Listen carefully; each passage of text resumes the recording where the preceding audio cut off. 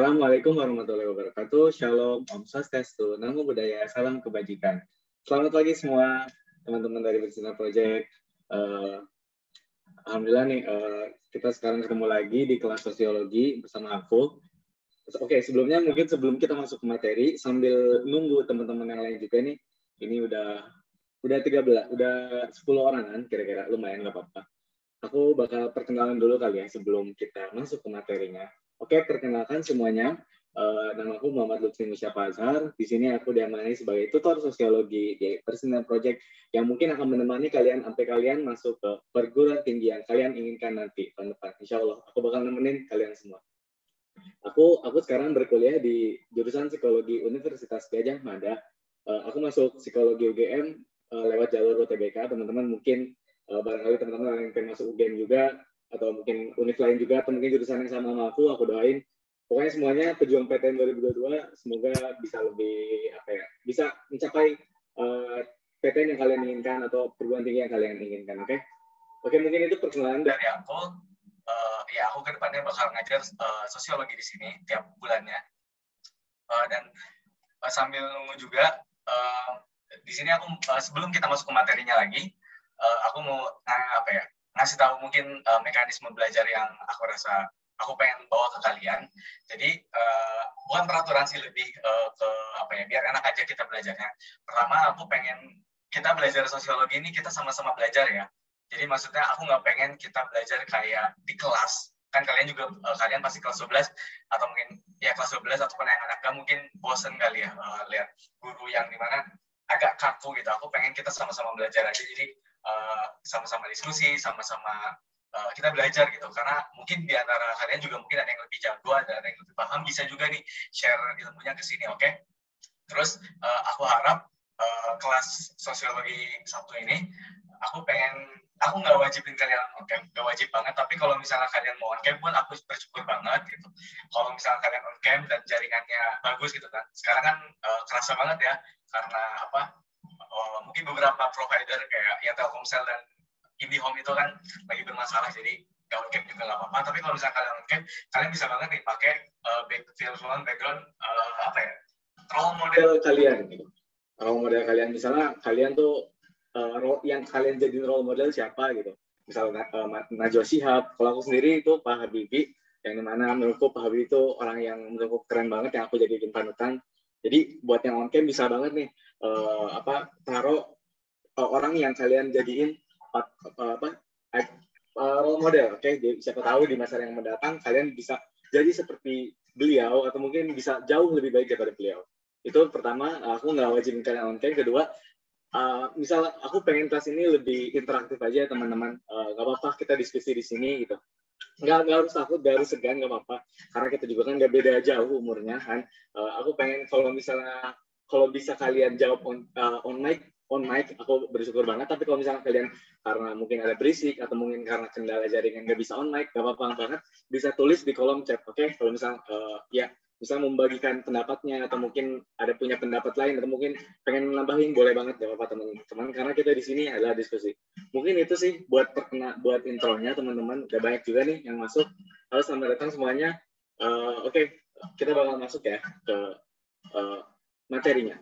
Oke, mungkin kalian juga udah tahu ya, tadi ini harusnya mungkin kalian harusnya kalian menikmati weekend, tapi aku apresiasi banget kalian berapa orang nih, 30 orang ini yang udah udah nyempetin waktunya buat hadir ke kelas Bersinar Project. Harusnya kan weekend itu kalian bisa pakai main teman-teman, atau mungkin ya ada acara lain, tapi kalian masih bisa nyempetin buat belajar UTBK, belajar persiapan buat UTBK-nya, atau belajar buat persiapan kalian nanti gitu. Aku apresiasi banget buat kalian buat bukaan. Oke. Sebagaimana kalian tahu, kita di sini bakal belajar konsep dasar sosiologi. Oke. Jadi apa sih yang bakal kita bahas di pagi hari ini gitu? Pertama, kita bakal belajar definisi sosiologi itu apa. Lalu kedua, kita bakal belajar tokoh-tokoh sosiologi itu siapa aja. Ketiga, kita bakal belajar sosiologi sebagai ilmu itu apa, gimana sih, cirinya apa sih gitu. Yang keempat, kita bakal belajar metode penelitian sosiologi. Yang kelima, kita bakal belajar objek kajian sosiologi. Jadi apa sih yang kita pelajari sosiologi? Antara kita bakal latihan soal yang tipis-tipis aja. Latihan soalnya nggak yang latihan soal kayak tipe TBK, enggak gitu. Kita bakal latihan soal yang mungkin gampang banget lah ya. Aku rasa kalian semua bisa.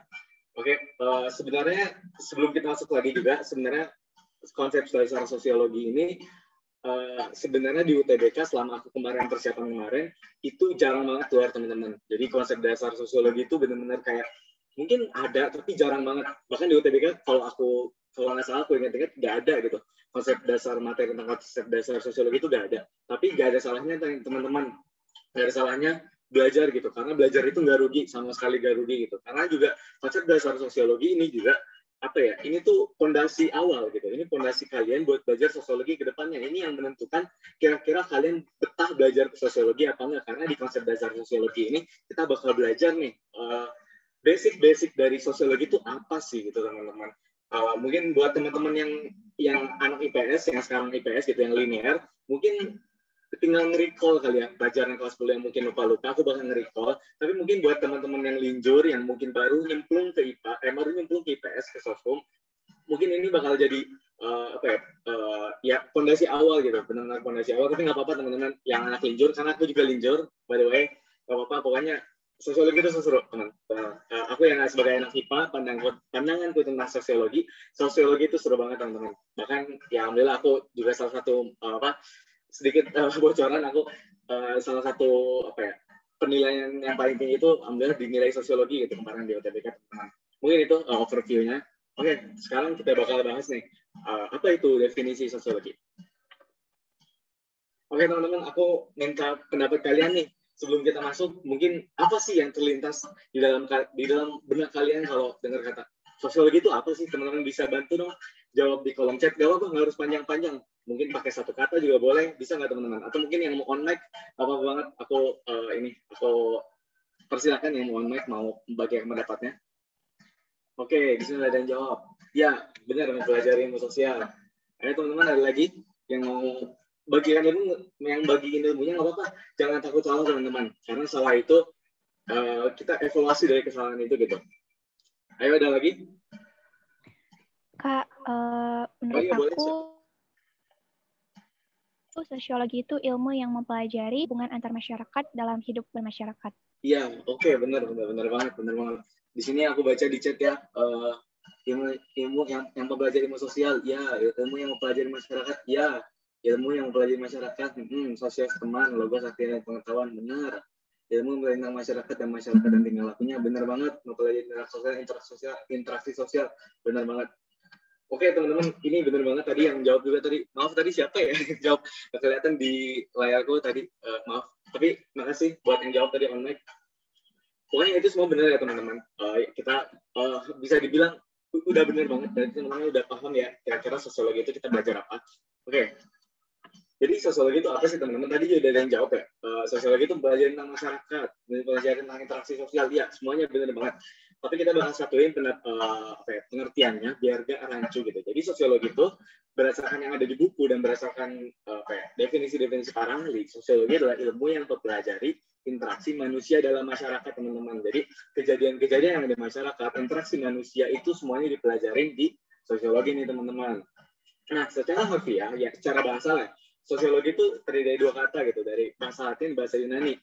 Yang sosius yang artinya teman, ya teman lah ya. Terus logos artinya ilmu, jadi ilmu tentang teman. Tapi secara secara pengertian yang utuhnya itu sosiologi adalah ilmu yang mempelajari tentang interaksi manusia dalam masyarakat gitu.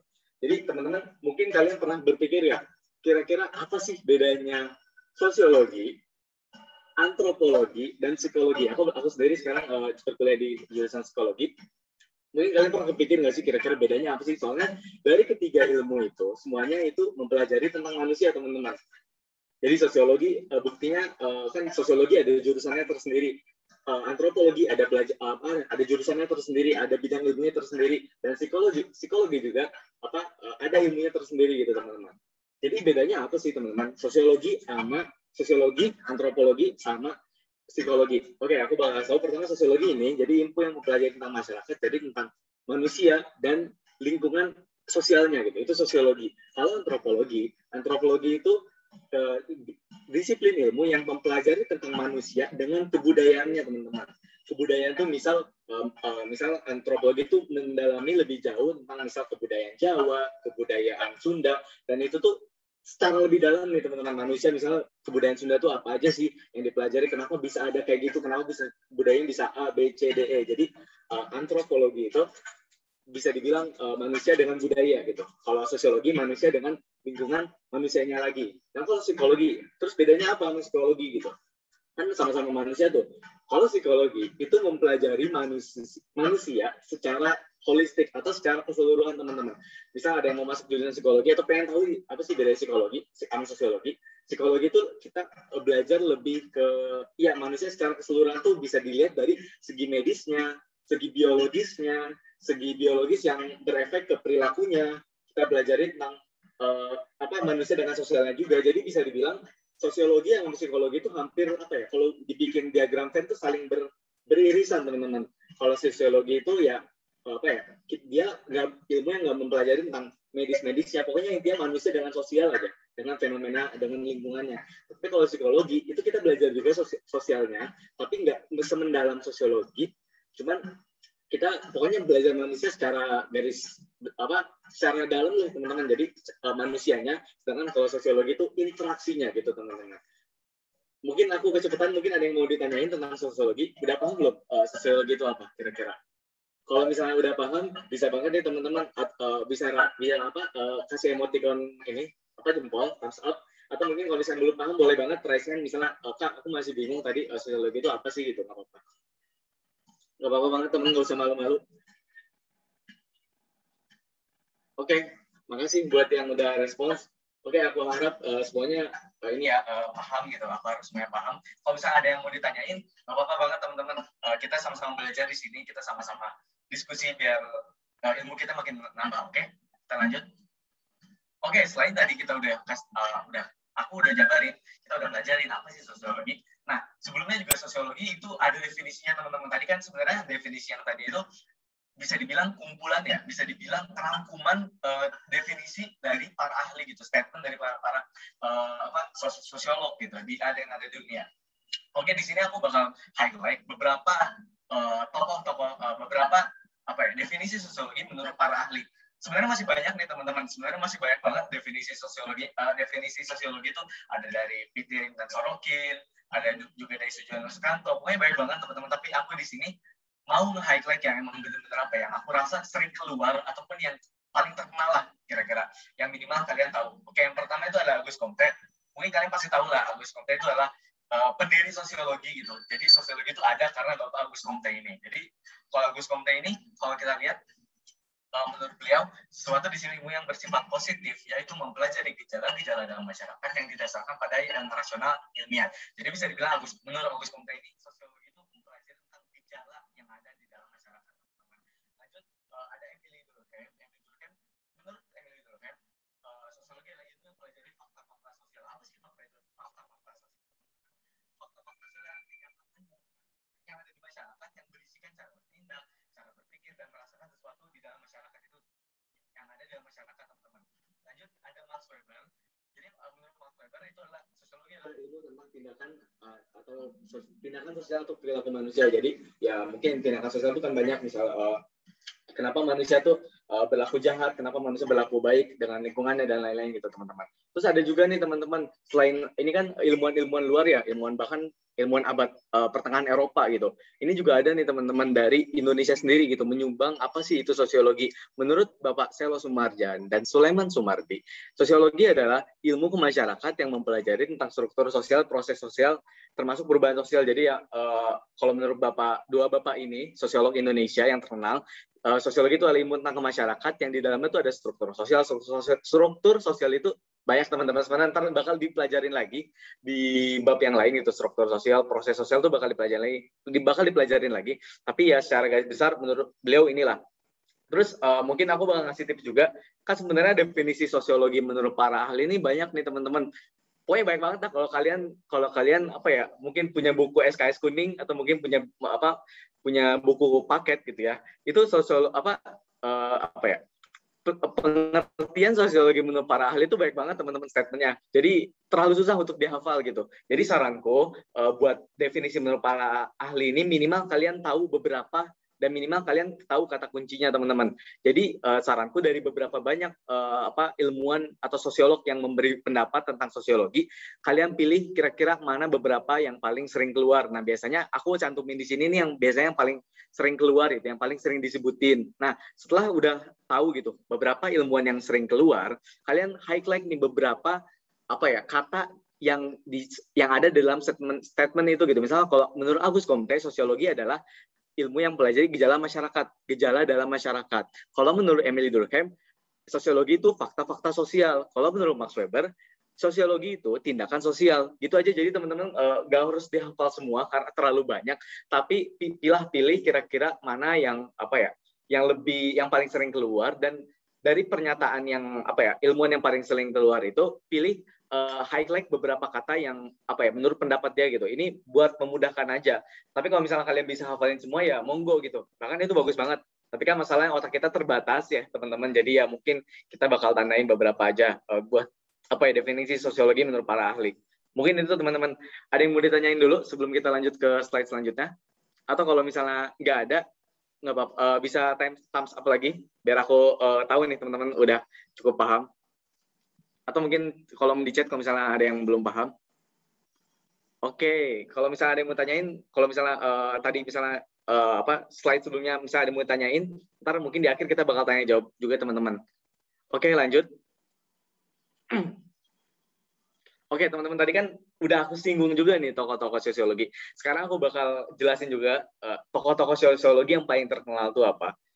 Yang jelas tokoh-tokoh sosiologi itu banyak, teman-teman ya.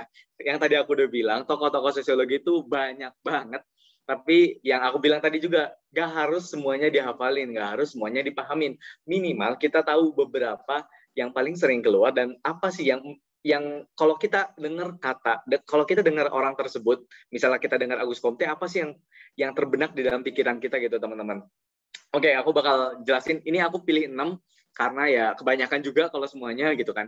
Terus juga aku pilih yang menurutku yang paling sering keluar dan yang paling terkenal lah, teman-teman. Jadi kalau Auguste Comte ini, pertama Auguste Comte ya yang kalian tahu juga. Jadi ini Bapak Sosiologi.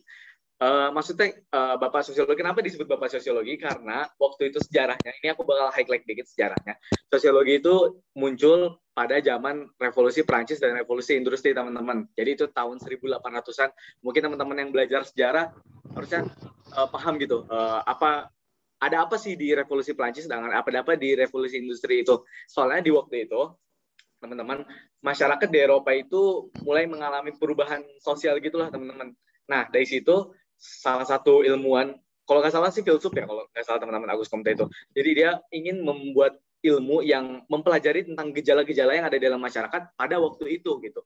Akhirnya dengan bukunya kalau nggak salah bukunya The Positive gitu, pokoknya dia Pak Auguste Comte ini bikin buku yang di dalamnya itu ada muncul yang namanya sosiologi gitu, teman-teman, dari asal kata sosius dan logos gitu. Ya, jadi selain itu juga, selain pendiri sosiologi juga, kenapa disebut Bapak Sosiologi, Auguste Comte juga memberikan statementnya mengenai tentang perkembangan manusia. Jadi ada manusia itu ada 3 tahapan teologis, metafisik, dan positif. Aku nggak bakal jelasin ini soalnya ini masuk ke bab yang lain gitu, teman-teman. Tapi minimal kalian tahu ya, teori perkembangan manusia itu yang menurut Auguste Comte itu ada 3. Oke, lanjut. Lalu ada Herbert Spencer. Menurut Herbert Spencer, pendekatan analogi, ia memberi statement tentang pendekatan analogi organik. Maksudnya apa? Teori proses evolusi sosial dari masyarakat primitif, militan, dan industri. Ini juga teman-teman bakal dibahas lebih lanjut tentang evolusi manusia atau evolusi sosial ini di bab khusus, teman-teman. Jadi di sini aku nggak bakal bahas lebih lanjut, tapi minimal kalian tahu juga. Oke, lanjut. Yang ketiga ada Karl Marx. Nah, ini mungkin kalian paling tahu lah ya, Karl Marx itu siapa. Aku pun yang anak IPA tahu gitu. Dulu pas di IPA dengar Karl Marx tuh tahu, oh komunis gitu. Tapi kalau secara sosiologi, maksudnya ia benar, ia memberikan statement tentang komunis, tapi kenapa sih bisa ada komunis itu, kenapa gitu. kenapa bisa ada yang ateis gitu itu kenapa? Jadi Karl Marx ini memberikan statement tentang teori konflik. Jadi waktu itu di zaman, kalau di sini kan ketidakadilan terjadi karena sistem kelas dan stratifikasi kaum borju dan kaum proletar. Jadi teman-teman kenapa bisa kayak gitu? Dulu Karl Marx itu kan sosiolog ya, itu tuh asal Jerman yang hidup di zaman revolusi industri, teman-teman. Revolusi industri kan dulu ditemukan karena ada sebuah mesin ya. Jadi dulu yang awalnya mungkin bertani itu manual, tapi bertani itu mulai menggunakan mesin sedikit demi sedikit. Nah, dari situ mulai bermunculan tuh kaum-kaum pengusaha, kaum-kaum yang memiliki mesin gitu. Nah, di sisi lain itu juga muncul kaum-kaum yang buruh atau pekerja atau proletar atau buruh gitu. Nah, dari situ terjadi gap, teman-teman, terjadi gap antara orang kaya atau kaum borju atau yang punya mesin itu dan kaum buruh gitu. Yang dimana di situ tuh ada gap itu tuh yang jadi masalah itu beberapa kaum proletar itu tidak diberikan haknya, teman-teman. Jadi mungkin gajinya tidak sesuai gitu. Dan itu memberikan sebuah kelas tersendiri atau stratifikasi sosial. Dan itu bakal dibahas lebih lanjut di bab stratifikasi sosial gitu. Ya pokoknya intinya Karl Marx itu tentang stratifikasi sosial atau tentang kelas-kelas sosial yang mungkin bahkan sampai sekarang pun ada ya teman-teman di Indonesia ini juga, apalagi gitu kan di masa pandemi beberapa pejabat itu kan makin kaya, sedangkan yang kaum bawah tuh yang mungkin pekerja lepas itu makin miskin karena pandemi ini gitu. Jadi ya kelas-kelas sosial tuh kayaknya bakal terus ada selama manusia ada di bumi gitu. Oke, lanjut. Tadi Karl Marx, selanjutnya ada Emil Durkheim. Jadi kalau Emil Durkheim ini ingat aja teman-teman, struktur fungsional maksudnya apa gitu? Maksudnya setiap unsur yang ada di dalam masyarakat itu punya fungsi. Contoh, kita ambil yang paling gampang aja ya. Misal di dalam sebuah kelas ada ketua kelas, ada ada wali kelas, ada ketua kelas, ada sekretaris, ada siswanya semuanya gitu. Nah, itu tuh saling berkaitan satu sama lain dan saling mempunyai fungsi satu sama lain yang saling berkaitan gitu. Maksudnya ya kalau misalnya ketua kelas itu memberi laporan kepada wali kelasnya apa yang terjadi di ke dalam kelasnya gitu. Terus juga wali kelas memberikan informasi misalnya tolong wakilin dong, ini ada informasi dari kesiswaan gitu.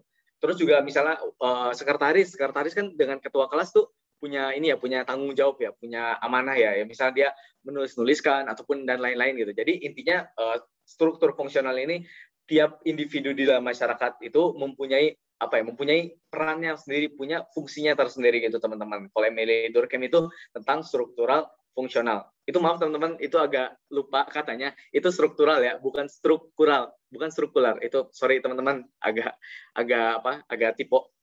Oke, lanjut, ada Max Weber. Jadi kalau Max Weber itu ingat aja intraksionisme simbolik. Maksudnya kita di dalam sebuah masyarakat itu aku bakal kasih analoginya aja ya. Misalnya yang paling gampang gitu ya, yang paling ya mungkin beberapa orang itu memandang yang punya tas mahal itu digambarkan sebagai orang kaya gitu. Itu sebagai simbol orang kaya. Misal tas LV, tas Chanel dan lain-lain gitu. Nah, itu contoh yang paling gampang aku analogin ya di masyarakat langsung.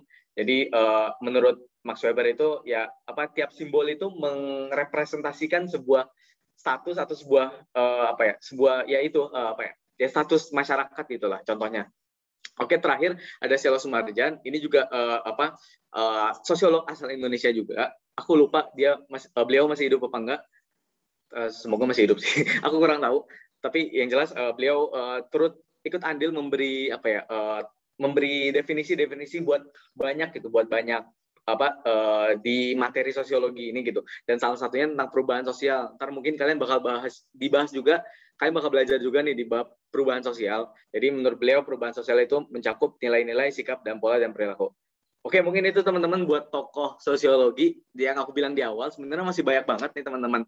Tapi aku tadi highlight aja yang ada di sini tuh beberapa yang paling sering keluar teman-teman. Oke, mungkin teman-teman ada yang mau nanya, ada yang masih bingung tentang mungkin intraksionisme simbolik, fungsional, atau teori konflik, bisa banget buat raise hand atau mungkin bisa tulis di kolom chat. Misalnya, Kak, aku masih bingung, bisa jelasin lagi nggak apa-apa, aku bakal jelasin lagi. Kalau misalnya belum, bisa thumbs up lagi teman-teman, atau mungkin bisa tulis kalau udah paham. Itu. Oke, aku hitung sampai 5 ya. Kalau misalnya nggak ada, aku bakal lanjut. Ganti slide selanjutnya. Aku ganti ke slide selanjutnya. 5. Oke, ada di ini. Oke, next. Oke. Siap. Oke, 5, 4, 3, 2, 1. Oke, aku lanjut ya.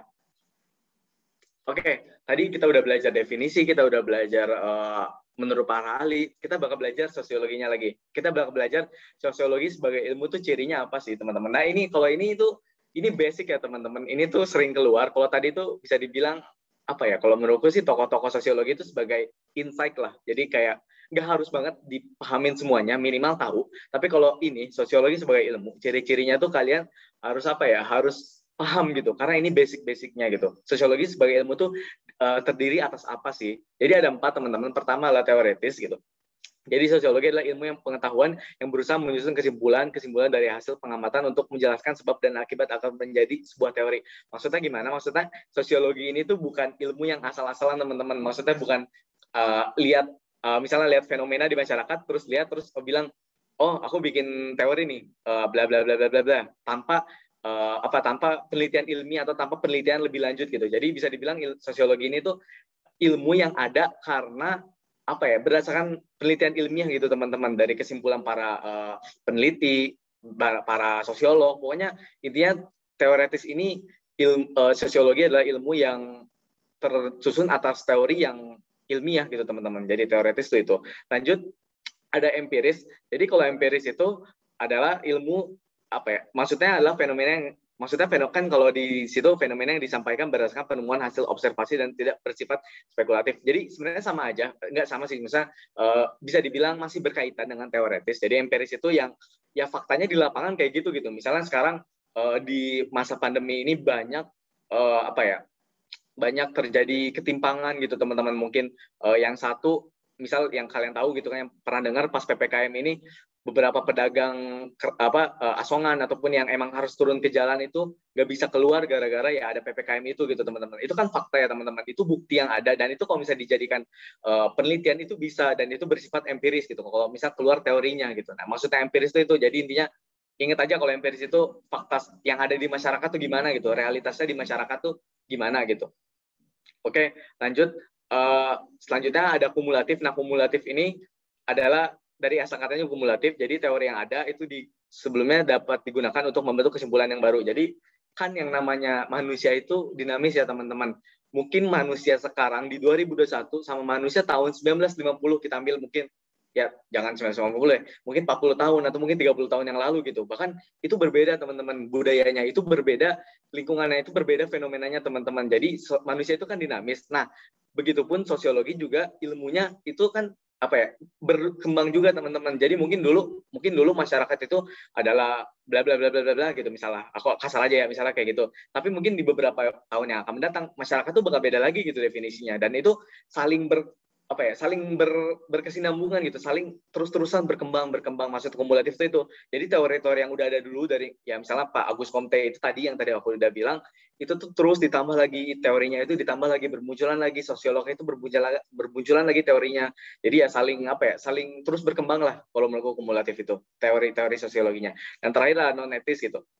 Jadi yang namanya non etis gitu. Misalnya kalian pernah dengar kata gak etis itu, misalnya ya apa sih, misalnya gak etis banget itu perilakunya gak etis banget. Jadi non etis itu, sosiologi itu kalau misalnya mempelajari suatu fenomena dalam masyarakat atau interaksi dalam masyarakat, itu tuh gak mempermasalahkan baik atau buruk, benar atau salah gitu ya. Intinya gitu, sosiologi itu ya pelajari ya kejadiannya tuh kayak gimana secara objektif gitu. Itu kita kesampingin dulu benar atau salah, atau benar atau salah, baik atau buruk gitu. Kita kesampingin dulu ya. Contohnya misalnya Robin Hood nih, teman-teman. Mungkin Robin Hood kan kalian tahu ya, itu kan nggak benar ya, kalau kita lihat sebagai manusia itu kan nggak benar ya mencuri. Tapi di satu sisi kan dia mencuri buat orang-orang miskin gitu, dari orang kaya. Dia mengambil harta orang kaya untuk dibagikan kepada orang miskin. Dan kalau misalnya secara sosiologi, itu kita nggak mempermasalahin itu benar apa salah, itu baik apa buruk gitu. Tapi kita pelajari kenapa sih si Robin Hood itu ngambil uang dari orang kaya itu. Oh, ternyata karena emang terjadi ketidakadilan gitu, terjadi ketimpangan gitu antara orang kaya dan orang miskin. Maka muncullah Robin Hood itu, maka ya ngelakuin lah perilaku itu, teman-teman. Jadi non etis itu ya intinya udahlah, kita kesampingin dulu baik buruk atau benar salahnya gitu. Bahkan mungkin yang itu mah kita pelajarin di agama ya, bukan di sini gitu. Soalnya kita di sini mempelajari emang udah fenomenanya aja gitu, objektif. Itu teman-teman buat sosiologi sebagai ilmu. Oke teman-teman, mungkin ada yang mau nanya lagi, nggak apa-apa, langsung aja raise hand atau mungkin langsung aja tulis di kolom chat. Oke, aku lanjut ya. Oke, tadi kita udah belajar definisi, kita udah belajar tokoh-tokoh, kita udah belajar sosiologi sebagai ilmu, kita bakal belajar metode penelitian sosiologi. Sebenarnya ya, ini tuh ada babnya tersendiri, ntar kalian bakal belajar juga metode penelitian sosial, tapi di sini kan konsep dasar sosiologi itu bisa dibilang overview semua materi ini teman-teman, garis besar yang ada, yang bakal kita pelajari ntar gitu. Jadi ya kita bakal singgung juga ini metode penelitian sosiologi. Kita bakal singgung ya secara garis besar lah ya. Untuk lebih dalamnya ntar bakal ada bab tersendiri teman-teman. Jadi aku bakal bawa 2 tokoh. Jadi pertama Paul B. Horton, yang kedua ada lagi satu lagi setelah slide ini.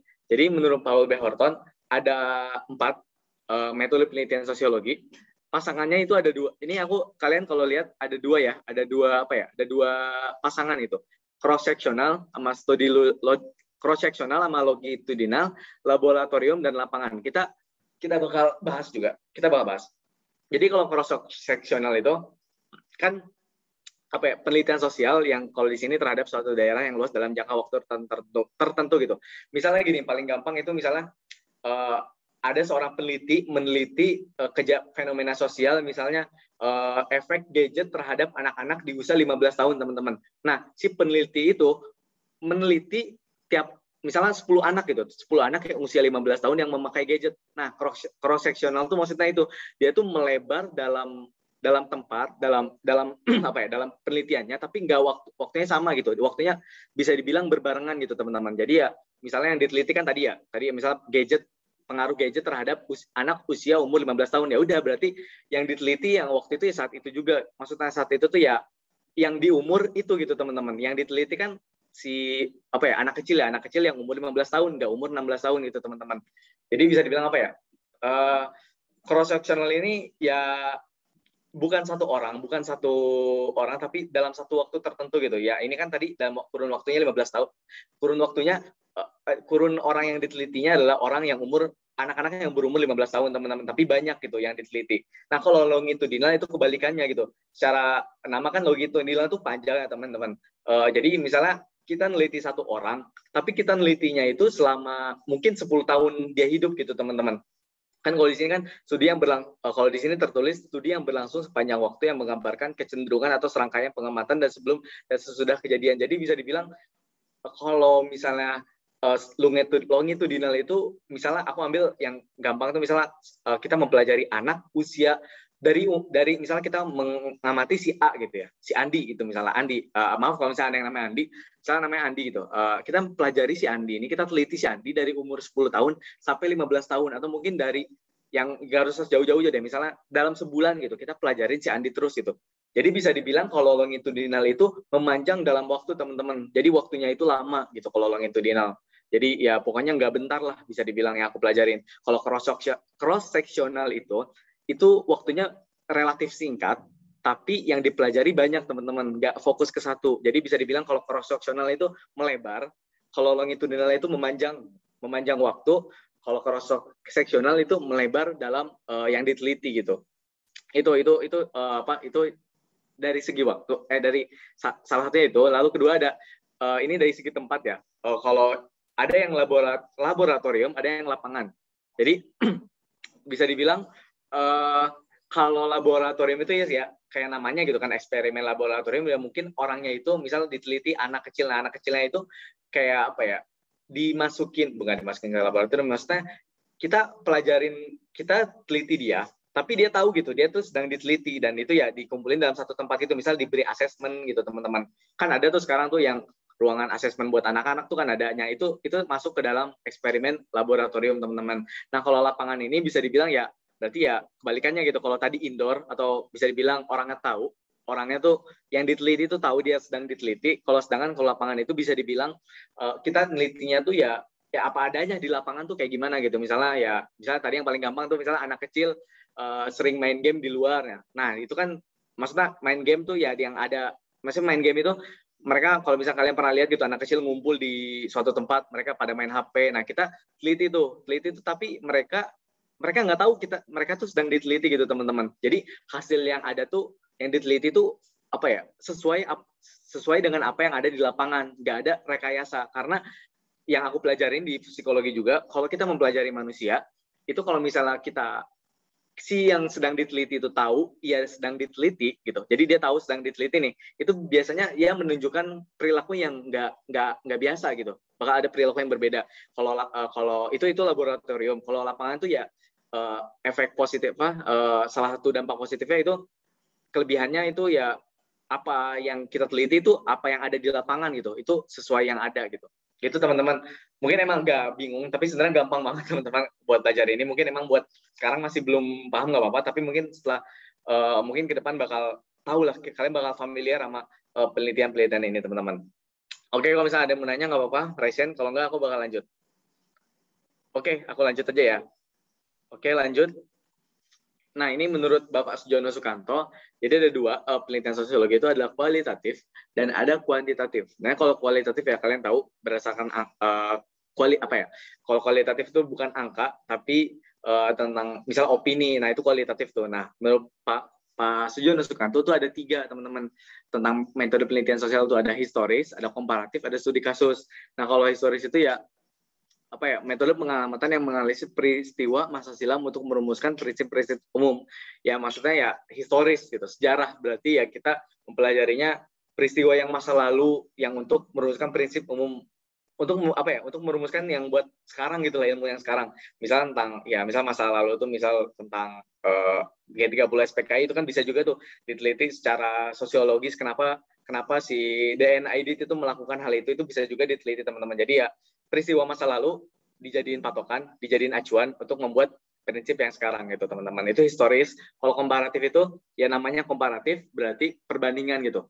Jadi ya misalnya yang paling gampang ya misalnya perbandingan antara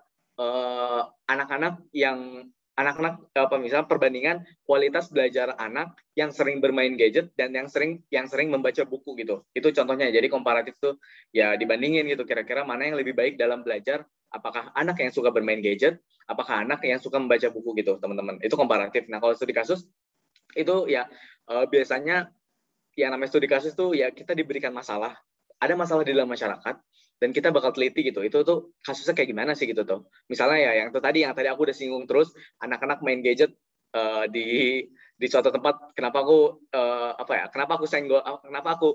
sering bilang ini, soalnya aku jujur agak gedek ya. Soalnya aku gedek gitu sama anak-anak kecil yang main gadget, yang apalagi yang toxic gitu ya teman-teman. Mungkin kalian juga tahu gitu kan, yang sering main ML, main Free Fire gitu kan kadang aku sering liatin tuh, kadang mereka tuh toksik aja gitu. Aku agak kesal aja, makanya aku sering sering singgung dari tadi, soalnya ya itu yang aku sering lihat, yang aku sering ngerasain, kayaknya ini agak bermasalah nih menurutku. Itu sih. Jadi studi kasus itu ya kita mempelajari ya permasalahan yang ada di dalam masyarakatnya itu teman-teman. Nah, itu alat yang digunakan itu bisa banyak, bisa wawancara, bisa pertanyaan, atau bisa dia juga ya mungkin kita lihat secara jauh, atau mungkin kita pelajarin dia kesehariannya kayak gimana dan lain-lain gitu teman-teman. Oke, itu kualitatif. Selanjutnya ada juga kuantitatif. Nah, kalau kuantitatif ini ya dengan angka gitu teman-teman, dengan angka.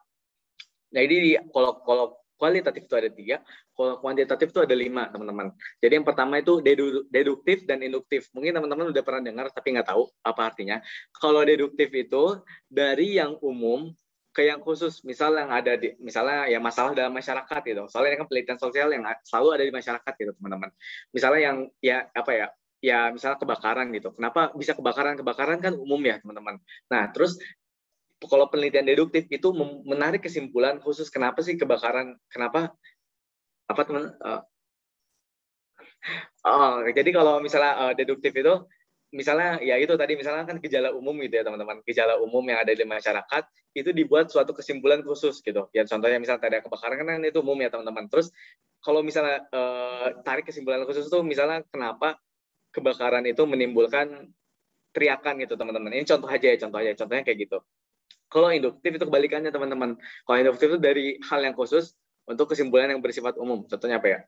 Ya, aku kurang tahu sih kalau induktif itu apa ya. Soalnya ya aku jarang baca, aku kurang tahu juga. Cuman ya itu sih kebalikannya aja lah teman-teman. Jadi kalau deduktif itu dari yang besar ke yang kecil.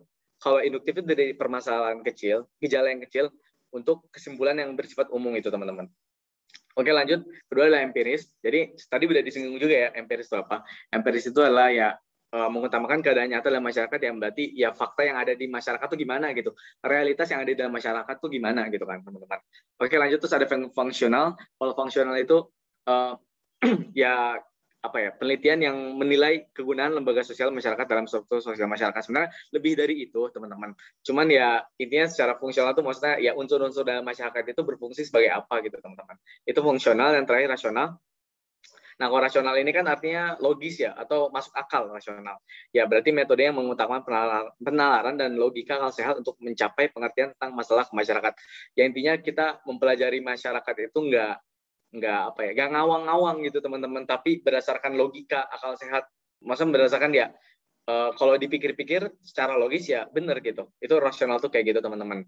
Jadi ada 5, ada deduktif dan induktif, ada empiris, fungsional, dan terakhir ada rasional. Itu teman-teman. Oke. Yang terakhir yang bakal kita bahas di sini adalah objek kajian sosiologi. Oh sorry teman-teman, itu agak typo. Jadi sosiologi, jadi sebenarnya sosiologi ya, itu maaf typo.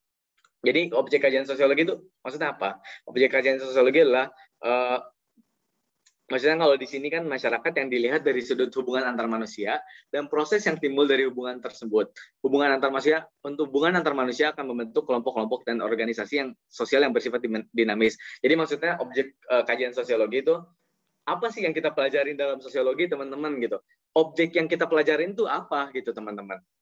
Itu maksudnya objek kajian sosiologi itu teman-teman. Coba mungkin aku mau nanya nih, kira-kira menurut kalian objek kajian sosiologi itu apa?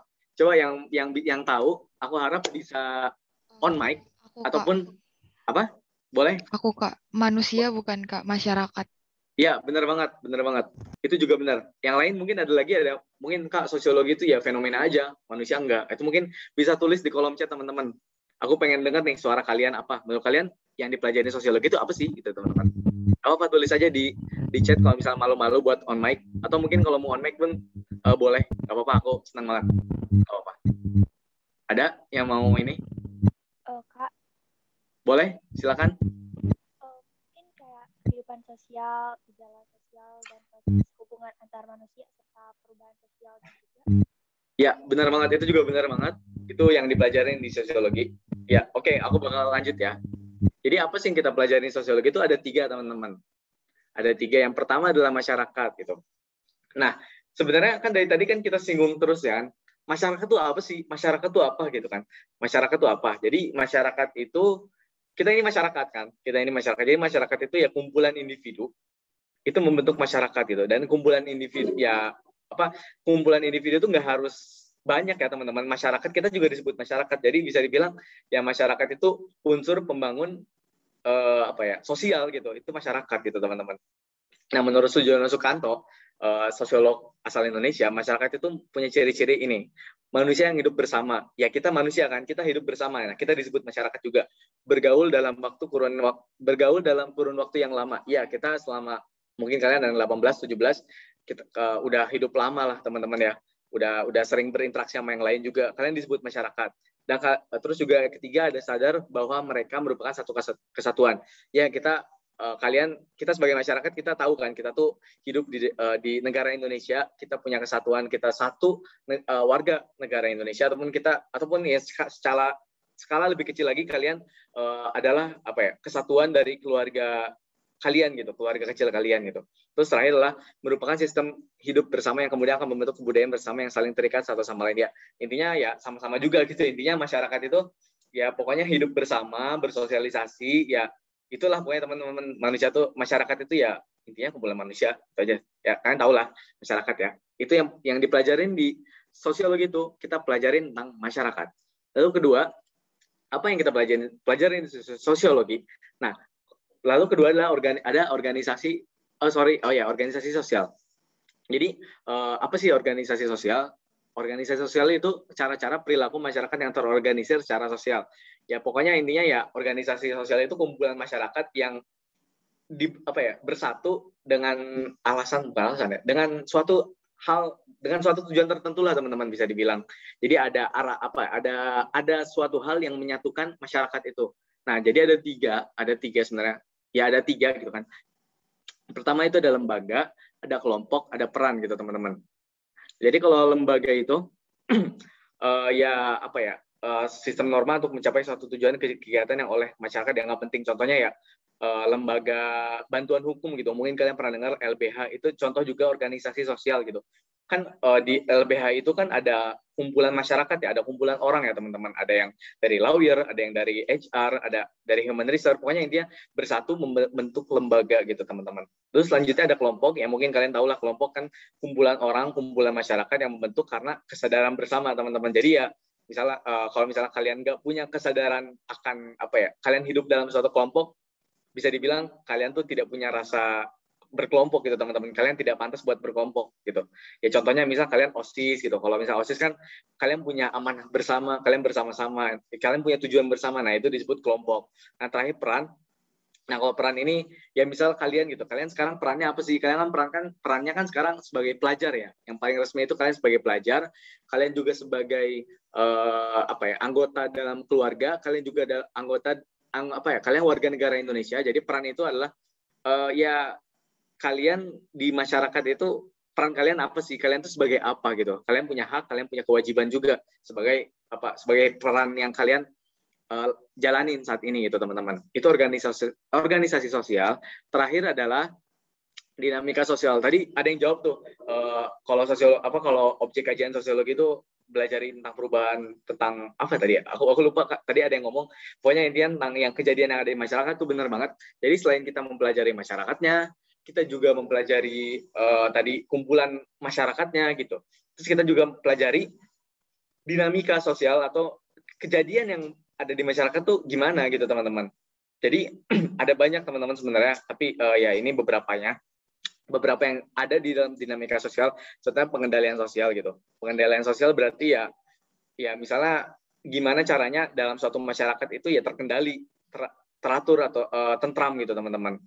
Ini sebenarnya ntar yang ada di sini semua teman-teman, kalau kalian lihat ada pengendalian sosial, penyimpangan sosial, perubahan sosial, mobilitas sosial, itu bakal dibahas lebih lanjut di bab yang lain teman-teman. Jadi ntar ada bab pengendalian sosial, ada bab perubahan sosial, ada bab mobilitas sosial. Tapi di sini aku bakal lihat, tadi aku bilang konsep dasar sosiologi itu bisa dibilang overview-nya teman-teman. Bisa dibilang ya garis besarnya yang bakal kita pelajarin di sosiologi ke depan tuh apa aja gitu. Jadi minimal kalian punya basic yang buat ntar kalian pelajari lebih lanjut. Jadi pas ntar kalian masuk ke babnya, oh iya dulu inget nih, dulu pernah belajar di Bersinar Project dinamika sosial di bab konsep dasar sosial gitu. Jadi di sini aku bakal highlight beberapa yang garis besarnya gitu, biar kalian tahu apa yang dipelajarin di sosiologi. Terus lanjut ada penyimpangan sosial, ya kalian tahu lah ya, mungkin di logikanya juga penyimpangan sosial berarti ada hal yang menyimpang di dalam suatu masyarakat gitu. Pelaku yang misalnya mencuri, itu tuh baik apa enggak? Bukan, maksudnya mencuri itu kayak gimana gitu. Atau yang perilaku yang dianggap buruk oleh masyarakat tuh dianggap menyimpang oleh masyarakat tuh apa aja gitu teman-teman. Terus lanjut ada perubahan sosial, ya perubahan sosial ini banyak teman-teman. Perubahan itu nggak harus tentang fisik, tapi dari segi sosial juga bisa gitu. Misalnya yang ada perubahan sosial dari orang yang awalnya miskin jadi kaya. Nah, ketika ia jadi miskin jadi kaya, kehidupan sosialnya juga berubah teman-teman. Ya contohnya contoh yang kita pelajari dalam perubahan sosial itu teman-teman. Dan itu masuk ke dalam dinamika sosial. Terakhir ada mobilitas sosial. Ini juga sama misalnya kayak tadi yang paling gampang itu peristiwa sosial ketika individu atau kelompok berpindah dari satu lapisan ke lapisan lainnya. Mobilitas sosial ini nggak hanya tentang status ya teman-teman, nggak hanya tentang kaya yang miskin jadi kaya, yang kaya jadi miskin, tapi juga bisa berpindah. Misalnya kalian yang awalnya hidup di desa terus pindah ke kota, itu bakal berubah juga tuh teman-teman. Bakal bisa dibilang mobilitas juga, status kalian tuh bakal berubah juga teman-teman. Itu yang intinya mobilitas itu perpindahan, mobilitas kan perpindahan kalian, perpindahan sosial gitu dalam suatu masyarakat gitu. Dan gak hanya soal status, tapi tempat juga bisa, teman-teman. Oke. Teman-teman, aku mau teman-teman bisa kita latihan. Kita udah beres nih materinya. Tadi aku udah jelasin definisi, tokoh-tokoh, sosiologi, ciri-ciri sebagai ilmu, sosiologi, metode penelitian, dan terakhir objek yang kajian yang dibahas sosiologi. Dan sekarang di sini aku mau sedikit latihan lah kayak biar lebih refresh lagi teman-teman, bisa lebih otak kalian biar lebih bekerja gitu, nggak hanya dengerin materi tapi kalian juga ikut buat buat latihan gitu teman-teman. Bisa masukin kodenya, ini aku tulis di chat, bisa langsung bisa langsung masukin. Kalian buka Kahoot paling kalian pasti tahu lah ya Kahoot. Buka aja tulis Kahoot, terus masukin kodenya itu ya. Aku bakal tunggu teman-teman, aku stop share dulu.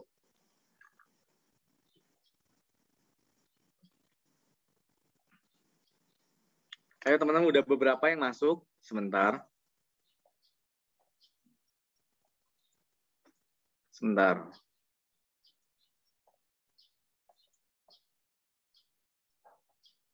Nah ya teman-teman nih, yang belum masuk bisa banget masuk teman-teman. Udah 3 orang dari 30, ayo kita ini nggak susah kok, nggak susah, aku jamin ini doang kok, cuma latihan biasa aja gitu. Bisa masukin ininya, aku tunggu ya. Jangan takut salah, jangan takut ya misalnya nilai jelek, gak apa-apa banget, yang penting kalian pernah belajar, itu aja teman-teman esensinya.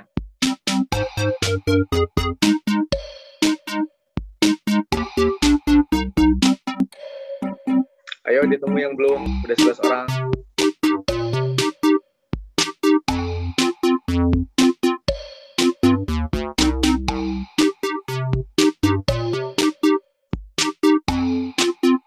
Ayo udah 16, aku tunggu ya, sekitar 2 menit ya.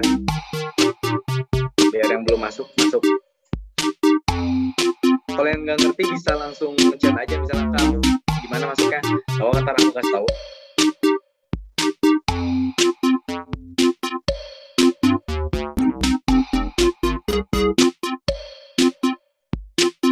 Aku tunggu sampai semua ya. Kan ada 36, berarti kira-kira sekitar 34 orang. Oke, udah 21, dikit lagi. Sekitar 34 orang. Kita tunggu sampai 30 ya. Kita tunggu 2 menit lagi. Berapa ya? Ya mungkin sekitar 2 menit lah ya. Kita bakal latihan.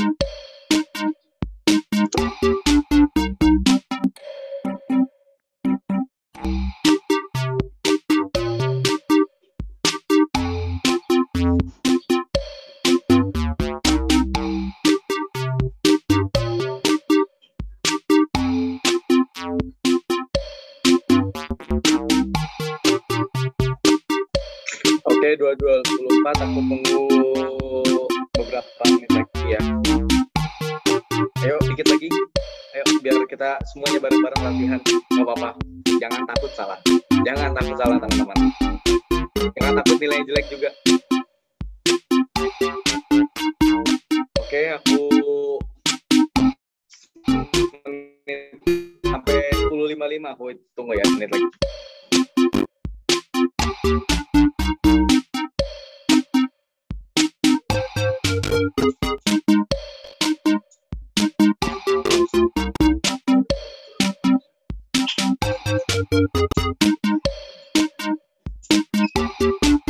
Oke, karena udah banyak ya, udah lumayan, dan juga nggak bertambah lagi, kita bakal mulai ya teman-teman.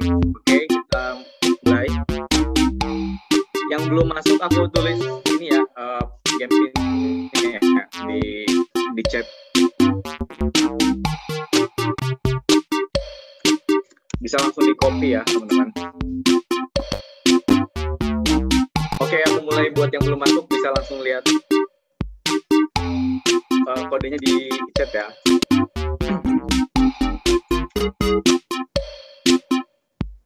Oke, kita mulai ya teman-teman.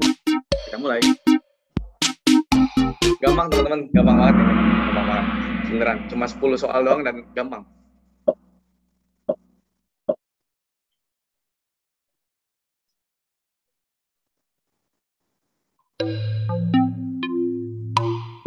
Oke, ada 6 yang jawab, ada 7 yang jawab. Gampang kok, beneran kan? Gampang ini. Ini bukan soal UTBK teman-teman ya. Ini aku ambil dari beberapa soal UN dan beberapa ya udah latihan soal aja gitu. Soalnya konsep dasar sosiologi ini jarang banget teman-teman di masyarakat. Di UTBK itu jarang banget kan keluar. Jadi agak susah juga sih cari soal yang betul-betul UTBK. Tapi ya minimal kita latihan aja lah ya. Oke, ada 25.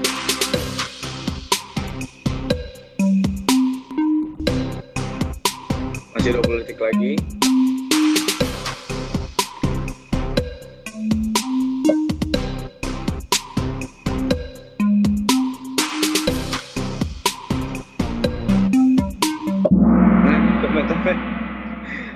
kalau kita lihat ya, jadi kan aspek utama yang dipelajari oleh sosiologi adalah interaksi antara manusia dengan manusia atau kelompok. Kenapa nggak lingkungan? Karena sebenarnya maksudnya lingkungan di sini itu bukan lingkungan manusia, teman-teman, bukan lingkungan sosial, tapi lebih ke lingkungan lingkungan alam gitu, teman-teman. Maaf banget, aku lupa, bukan maksudnya ini pengecoh aja sebenarnya. Tapi kan kita cari sosiologi kan gitu ya. Jadi kita cari yang paling benar di antara yang benar. Sebenarnya manusia dengan lingkungan benar kan, tapi maksudnya konteks di sini bukan lingkungan sosial gitu maksudnya. Itu terlalu umum. Tapi yang lebih spesifik kan ada manusia dengan manusia atau dengan kelompok. Itu yang tadi kita pelajarin. Tadi kita sebut juga manusia dengan kelompok, manusia dengan manusia gitu. Bisa juga. Tapi maksud di sini itu lebih ke, ya bisa juga antropologi kan bisa juga tuh. Manusia dengan lingkungan, dengan kebudayaan. Tapi kan kalau sosiologi ini lebih ke ya udah manusia sama manusia atau sama kelompok. Atau manusia dengan lingkungan sosial. Tapi kan kalau di sini tulisannya manusia dengan lingkungan aja gitu, teman-teman. Ada juga yang jawab manusia dengan budayanya. Oh ya, kalau budaya itu antrop, benar. Kalau budaya itu antrop. Oke, ingat ya. Jadi sosiologi itu ya manusia dengan manusia. Jadi manusia interaksi dengan manusia atau dengan sebuah kelompok gitu, teman. Oke, kita lanjut. Siapa yang pertama? Kita lihat. Oke, di posisi pertama. Ayo, yang lain nggak apa-apa. Baru salah juga nggak apa-apa banget. Masih ada 9 pertanyaan lagi biar kalian bisa di podium 1. Oke, lanjut. Ya, tadi udah aku sebutin kan. Siapa pasti tahu lah.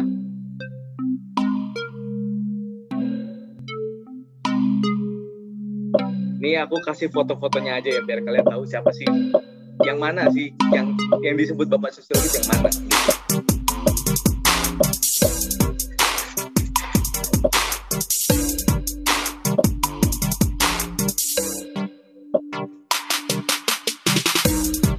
Oke, masih ada beberapa lagi yang belum. Ayo teman-teman, ayo yang belum jawab. Gampang kok. Ayo. 20 detik lagi, ayo.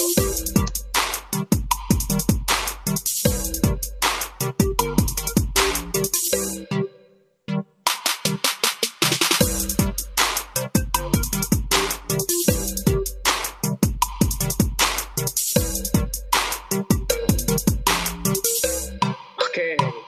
Overall kalau kita lihat dari sebaran yang jawab, bisa dibilang udah pada tahu lah ya. Bapak Sosiologi itu Auguste Comte, dan Auguste Comte itu mukanya yang ini.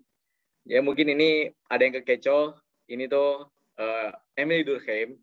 Kalau yang kuning ini Max Weber. Kalau ini Karl Marx ya teman-teman. Yang ini tuh Karl Marx. Ya, jadi jangan kekecoh ya teman-teman.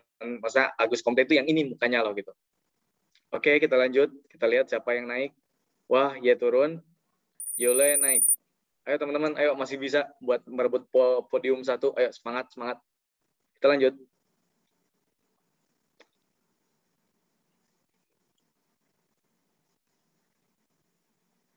Ya ini sebenarnya sejarah ya teman-teman. Tapi bisa dipikirin juga apa kira-kira.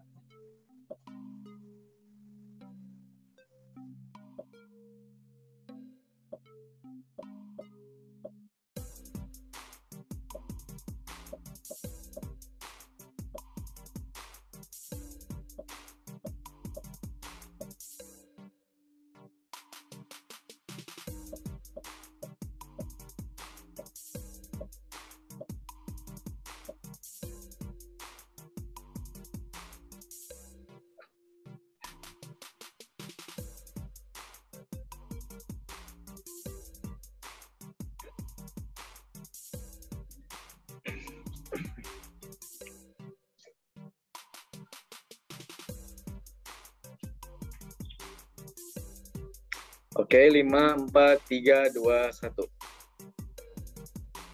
Oke, ada satu nih yang salah. Ada 2 deh, ada 2.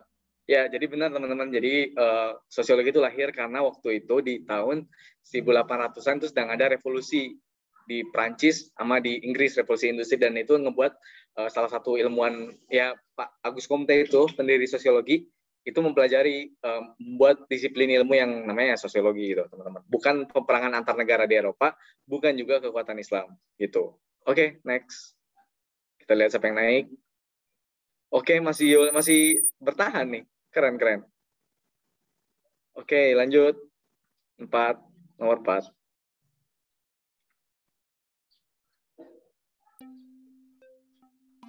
Nah, ini lumayan susah, teman-teman. Ya, bukan susah sih. Lebih ke hafalan. Tapi ya, nggak apa-apa belajar, nggak apa-apa. Ayo, menurut kalian apa nih? Menurut Pak Selo Sumarjan, sosiologi itu belajar apa? Kalau saya tadi aku singgung juga deh di definisi ahli. Ada. Ayo teman-teman, ditunggu jawabannya. Yuk, 1 menit setengah.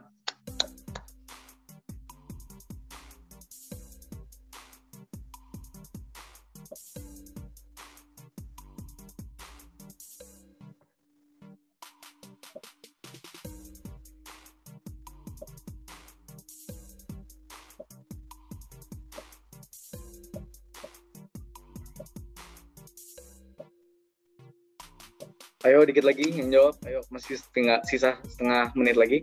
Bisa banget. Gak apa-apa teman-teman, jangan takut salah ya. Gak apa-apa, namanya juga belajar kan. Gak apa-apa, jangan takut salah. Gak apa-apa. Yang penting habis salah itu kita ingat-ingat lagi, kita evaluasi. Kita ingat-ingat kalau ya itu gitu. Jawaban yang benar tuh itu, teman-teman.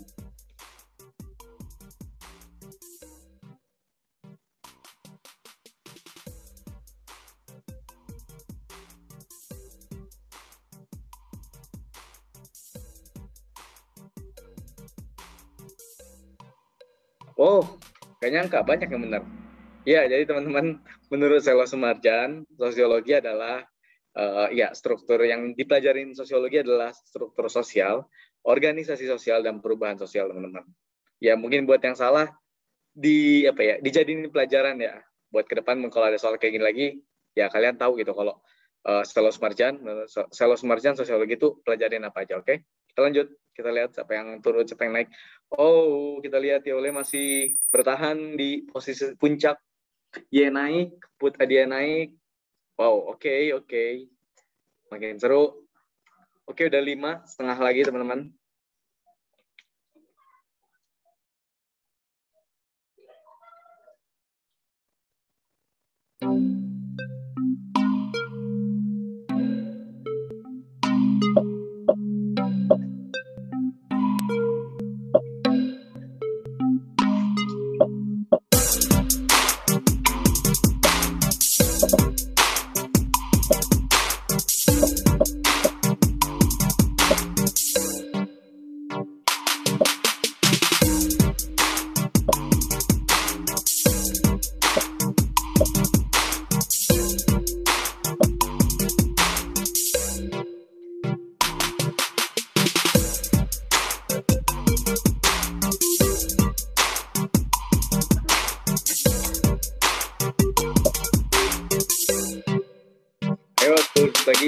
Ayo, dikit lagi.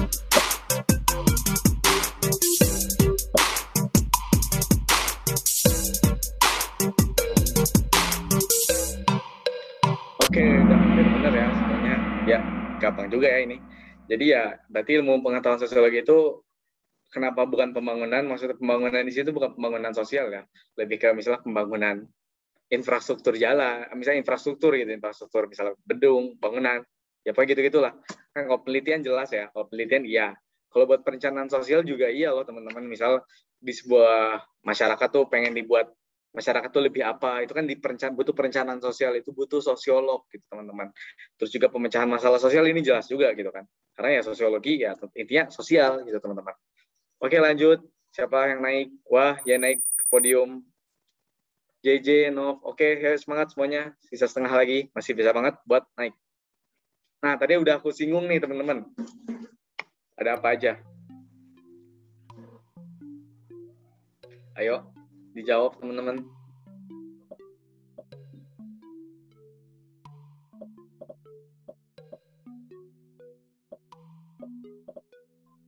Yang kualitatif ya, bukan kuantitatif. Ingat.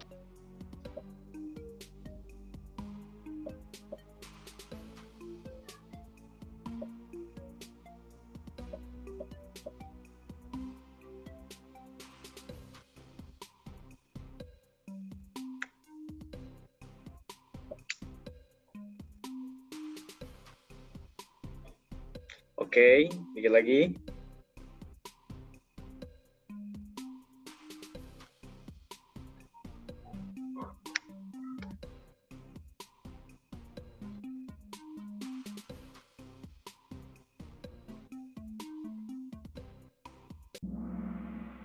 Wih, ya udah teman-teman, udah.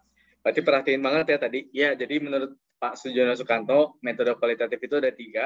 Tadi ada historis yang berkaitan dengan masa lalu, komparatif, perbandingan, studi kasus tuh ya apa? Ya studi kasus yang ada di masyarakat itu permasalahan. Sudah benar. Ya nggak apa-apa yang masih salah, nggak apa-apa. Namanya belajar ya.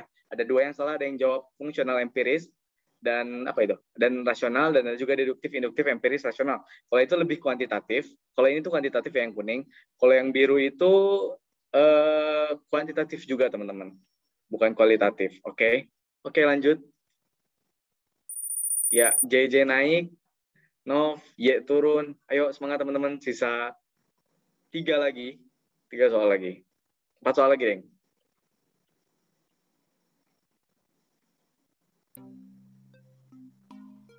Nah, ayo teman-teman. Tadi aku singgung juga kalau nggak salah. Atau mungkin tadi ada ya soalnya. Tadi ada kalau nggak salah. Nah ini ada tokoh-tokohnya, tapi aku nggak sebutin siapa tokohnya. Jadi minimal kalian tahu mukanya, muka-muka siapa aja nih teman-teman.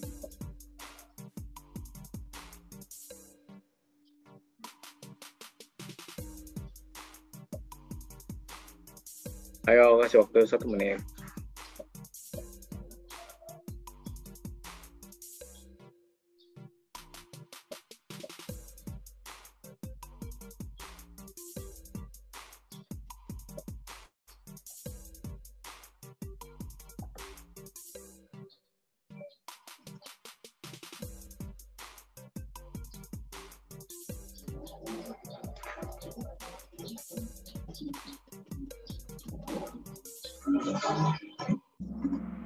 Iya, benar. Wah, udah benar ya. Berarti udah pada tahu nih. Ya, jadi teman-teman, jadi ya beliau, itu siapa ya? Selo Sumarjan. Iya, Selo Sumarjan. Jadi ya, beliau ini Selo Sumarjan yang memberitahu kalau sosiologi itu ilmu yang pelajari struktur sosial, struktur sosial, proses sosial, dan perubahan sosial. Ya, benar banget. Yang salah satu, ini siapa yang biru tuh, Emily Durkheim. Bukan ya, Emily Durkheim itu bukan, itu teman-teman. Emily Durkheim itu kalau nggak salah fakta sosial gitu teman-teman.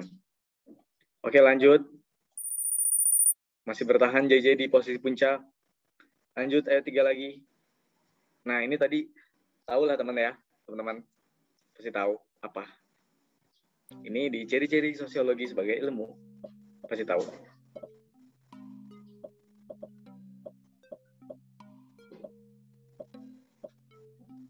Wah ini kayak bentar semua nih.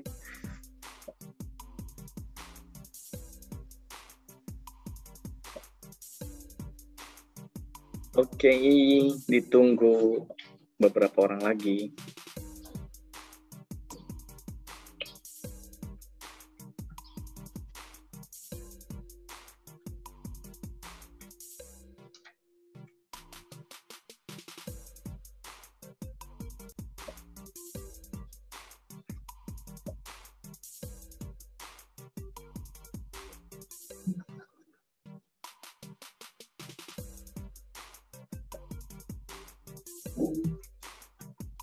Oke, udah 23, udah hampir semua.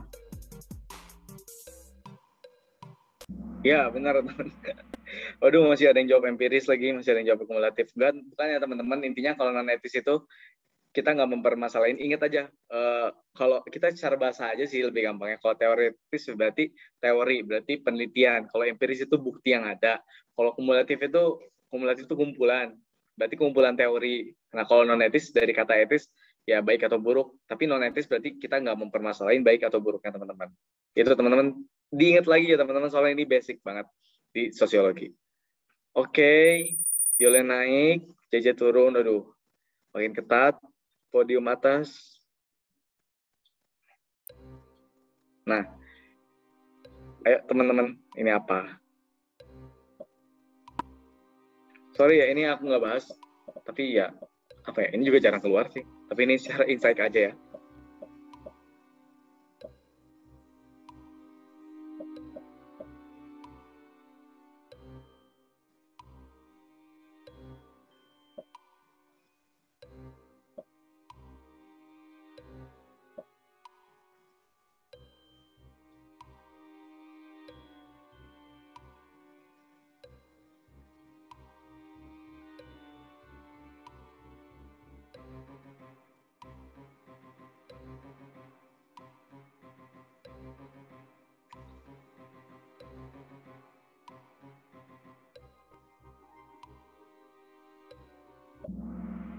Wah, udah benar semua nih. Ya, benar. Jadi objek formal sosiologi adalah manusia sebagai makhluk sosial, teman-teman. Bukan hasil budaya, bukan manusia sebagai makhluk biologis, bukan juga manusia sebagai makhluk individu. Overall udah benar semua, emang gampang ya soalnya. Kebanyakan dari tadi benar semua. Nah, soal terakhir, ayo penentuan siapa yang bakal pemenang. Juara 1. Nah, ini gampang juga kan, teman-teman. Nggak susah.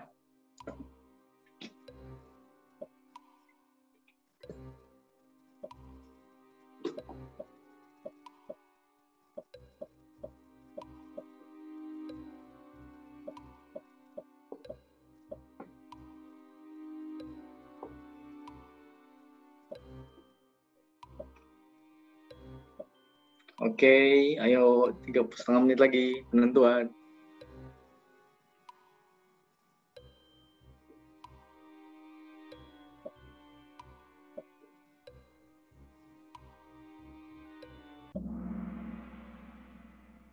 Iya, banyak salah ternyata. Oke, mungkin aku bakal jelasin. Jadi, teman-teman, ruang lingkup sosiologi itu bergantung sama subjek yang dibahas. Kenapa? Karena ya tergantung dong. Misalnya kita lagi bahas suatu perubahan sosial, ya berarti subjeknya tuh itu gitu. Tergantung sosiologi masyarakat tertentu gitu, teman-teman. Paham nggak sih? Jadi, kenapa nggak lebih luas daripada ilmu yang lain? Jadi, sosiologi itu bisa dibilang salah satu ilmu sosial yang nggak ruang lingkupnya nggak luas, teman-teman. Jadi mungkin kalau kalian belajar IPS, ya kalian belajar IPS kan. Yang paling luas tuh apa? Geografi kan, teman-teman. Geografi kan kalian tahu sebutannya apa? Mother of Earth. Mother of Science. Jadi ilmu geografi itu bisa dibilang ilmu mempelajari tentang apa yang ada di bumi. Nah, apa yang ada di bumi kan ada banyak tuh. Ada dari segi sosialnya, ada segi ekonominya, ada segi bahkan biologinya, ada segi dari kimiawinya. Jadi bisa dibilang yang paling luas dibanding ilmu yang lain itu di rumpun sosial adalah geografi. Nah, jadi bisa dibilang sosiologi kan ya udah belajar tentang manusia aja kan. Tapi disebut lebih sempit juga enggak, teman-teman. Masa bisa dibilang paling maksud lebih sempit itu maksudnya di sini yang paling sempit ya enggak juga, teman-teman. Sosiologi itu luas, cuman luasnya itu enggak seluas ilmu sosial yang lain gitu. Kan kita belajar manusia dan interaksi yang ada di dalamnya atau gejala yang ada di dalamnya gitu. Ya udah itu aja tok gitu. Kita nggak belajarin dari segi biologis, kita nggak belajarin dari segi ekonomis, enggak gitu. Dan sama dengan ilmu sosial yang lain nggak jelas ya, beda gitu. Dan jadi yang paling benar itu kenapa bergantung subjek yang dibahas ya, iya. Jadi ya kita lagi bahas apa ya udah bahasnya kan manusia. Nah, manusia itu apa yang sedang dibahas dari manusia itu gitu, teman-teman. Ya misal perubahannya, mobilitasnya dan lain-lain. Sorry banget ya mungkin next time bisa lebih baik juga, teman-teman. Oke, kita lihat siapa yang menang. Oke, yang ketiga JJ.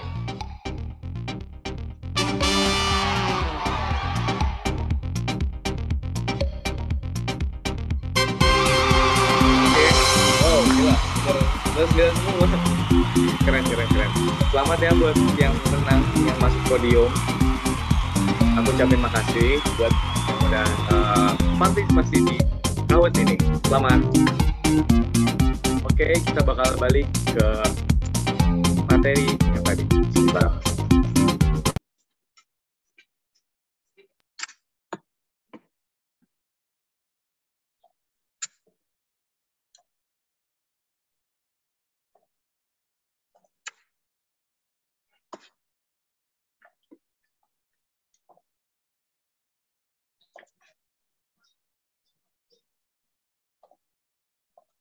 Nah, oke teman-teman.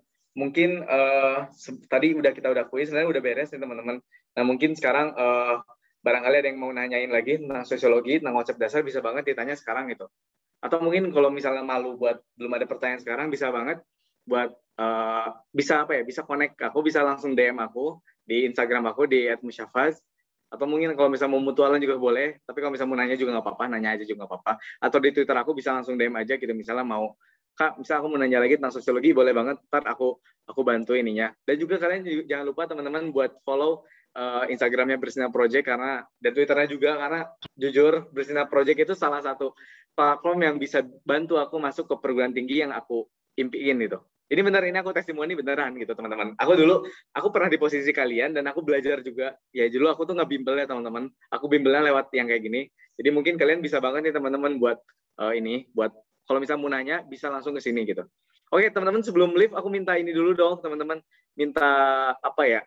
Untuk link evaluasi teman-teman yang udah dikasih di room chat, sama bisa juga di scan QR barcode-nya, teman-teman bisa juga langsung di scan atau bisa masukin langsung linknya, teman-teman, biar apa ya? Biar aku mengevaluasi kira-kira kekurangan aku apa, biar aku ke depan ngajar kalian bisa jauh lebih baik lagi, teman-teman. Soalnya aku bakal, insya Allah bakal ngajar kalian, bakal terus sampai kalian masuk ke perguruan tinggi yang kalian inginkan, teman-teman. Aku minta banget, mungkin waktunya nggak sampai 10 menit juga, teman-teman, buat ngisi link hafalnya gitu, teman-teman. Please, gitu. Oke, mungkin itu aja sih, teman-teman, dari aku. Tadi kelewat. Sebenarnya ada quotes gitu, teman-teman, sebelum kalian leave gitu. Mungkin buat kalian yang sekarang masih lama ya UTBK ya. Pokoknya kalian harus terus belajar, kalian jangan patah semangat, kalian nggak apa-apa, maupun masih lama nggak apa-apa, kalian udah curi start tuh udah bagus banget, teman-teman. Percaya deh, kalau misalnya kalian sungguh-sungguh, kalian beneran niat, kalian benar-benar terus doa, usaha, percaya deh hasil nggak akan pernah mengkhianati usaha. Dan kalau kalian pengen tanya testimoni siapa buktinya, aku buktinya, jujur aku buktinya. Ya kalau misalnya kalian, alhamdulillah aku buktinya, aku bisa dapat jurusan yang aku mau, universitas yang aku mau, karena ya alhamdulillah, karena dulu juga usahanya ada, doanya juga alhamdulillah ada. Jadi itu, teman-teman, mungkin buat kelas pagi Sabtu pagi menjelang siang ini, makasih udah datang, makasih juga udah aktif. Jangan lupa juga untuk isi link eval, dan jangan lupa juga untuk scan yang ada di sini, teman-teman. Oke, teman-teman, dadah. Tunggu, teman-teman.